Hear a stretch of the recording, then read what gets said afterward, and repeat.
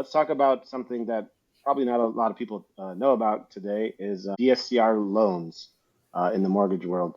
It stands for debt servicing. It's for investors. Jared, you deal a lot with this. What's your initial take with DSCR loans and investors? Well, we're glad you asked, Will. So glad you asked. Yeah.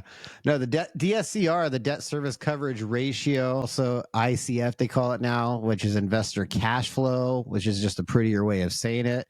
But these are great loans. These are loans that were always designed for investors because most most real estate investors, I should say, usually don't have the best credit. They don't have the right income that's reported, and they don't qualify for traditional loans.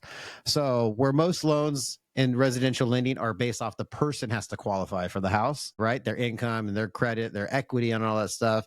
This is more on the investment itself. The property is qualifying for itself. So debt service coverage ratio. Does my mortgage, my principal, interest, tax, and insurance, does it cover the income on that property, right? Like if it's going to rent for $3,000 and my principal, interest, tax, and insurance is $2,900, that rent covers the debt. And that's pretty much all it is. They still have loan to value. They're not going to give you a bunch of money. This is for investors, right? We're seeing some of this pricing for these rates not much different. They're different than regular residential loans, right? Regular Fannie, Freddie, conforming type of loans, which is great. There used to be a big spread. Now there's a lesser spread, right? So I would say I've seen them down in the mid sixes for a really good person, and I've seen them up to the 9s and 10%, but they're investor type of loans. So again, you might be self-employed and don't show all the income on your taxes, or you might get income from other sources that you don't report, or whatever the case is. You don't need to worry about any of your income, no taxes, no pay stubs, no W-2s, nothing like that, no bank statements if you're trying to do a DSCR loan or ICF loan. So that's kind of what it is. And you could still get them even up to 85% of the value, which I believe is the same that Fannie and Freddie will do on the max for an investment property. The good thing with this on that part, like 85% is the max, which with a Fannie and Freddie, sometimes because it has so much layers of risk with them, that it will actually not be compliant. So even at 85%, even if you had all your income was reported correctly, a lot of times you still won't qualify for 80 or 85% because Fannie has different loan level price adjustments, layers of risk that prevent it from being in compliance, where the DSCR is typically doesn't follow the same compliance guidelines. And if you have to charge more or pay more rather to get it, you're allowed to. So that's kind of what it is in a nutshell.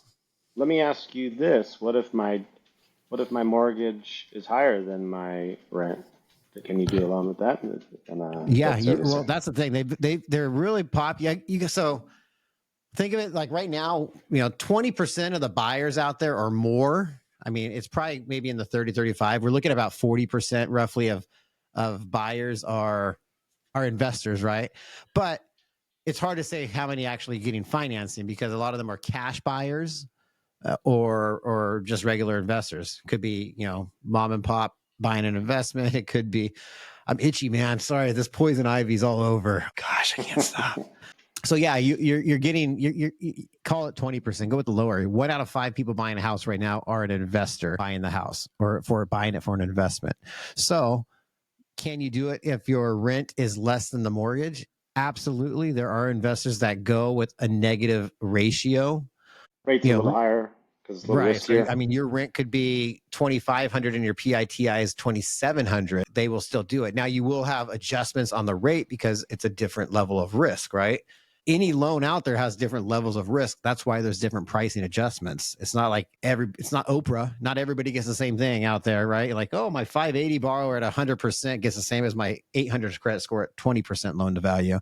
It's not like that. There's layers of risk on it because people are lending you money to buy something based off either the property or yourself. Right, but they can be done. I've seen, so if we're looking at a 1-to-1 ratio, my rent would be, $3,000, my PITI is $3,000, right? If my rent's $3,200 and my PITI is $3,000, then I'm higher. I might be at like a 1.1 or something around that. If I'm 2,800 and it's 3,000, I might be like a 0.9 or a 0.85, right? Because it's not covering that ratio there fully. Right. That is still doable, though. I still see it, just different layers of risk. Yeah, I didn't know about because these loans for a while. We know rents are going to go up, right? Rents consistently go up. So it might not debt service now, which means you still got people doing it, but it might debt service in 2-3 years or whatever the case is. Right. Yeah, I didn't know about this loan, and obviously it's for those people that don't qualify on paper with their self-employment or rent, the investors that, write off everything and they don't, calculate income on taxes. Great. So, a great loan for those investors to get money out to buy. So yeah, I love that loan. It's a great point that you make that maybe you're not going to debt service in the first 2 years, but maybe once those rents go up in 2 years, those at 5% each year, and then the rates get lower in a year or two, you might, debt service above one at that point. So, um, yeah, think having a little foresight for long term too. But great loan, great loan. I love those because I love that they're available to do. So they are available, and like I said, the numbers are high when it's one or two out of 5 people are getting these types of loans or are buying under this circumstance of needing this type of loan. So we do them all the time, right? And they're all over the place. I mean, they're not for people. Well, I take that back. They might be for people even if you have income qualifying, right? If you're buying this is not a first-time home buyer situation typically. This is an investor. So I'm buying my next home or investment home where I have experience buying property, right? Right. You're not going to do, 3%, 5% down, first time home buyer, no experience, and get one of these loans probably. So yeah, but I say you might, even if you were experienced and you had income and everything, I would still look at this option. I would still compare it. Just like I said, if the scenario is good and the risk assessment is low enough, you might even see it better than an investment home backed by Fannie or Freddie, than a regular conforming investment purchase loan. So don't forget about these.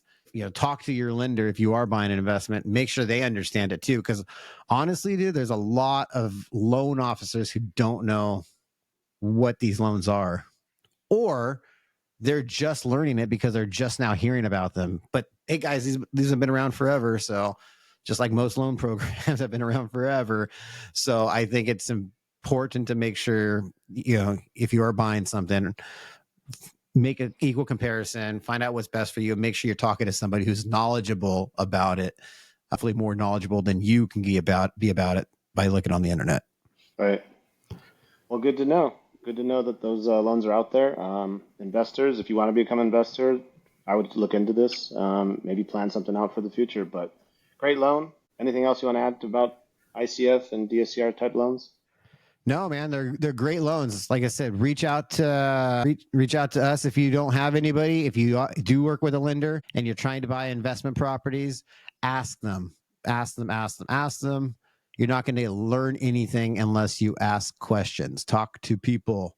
But yeah, no, it's a great loan. It's an easy loan. Like I said, no income docs, no validating tax returns, verifications of employment, or anything like that you have to worry about. There's no income. It's based off the property. It's based off getting what the rent schedule is or the rents in the area are, and does it debt service. If that's something that you're looking in or you think you might need or might benefit you, definitely do some more digging and ask questions about it. All right, let's wrap it up. That's DSCR loans, everyone. Awesome. Love talking about these. If you want more questions or have products that you want us to talk about, let us know. Hit us up and we'll be sure to add it on our next videos.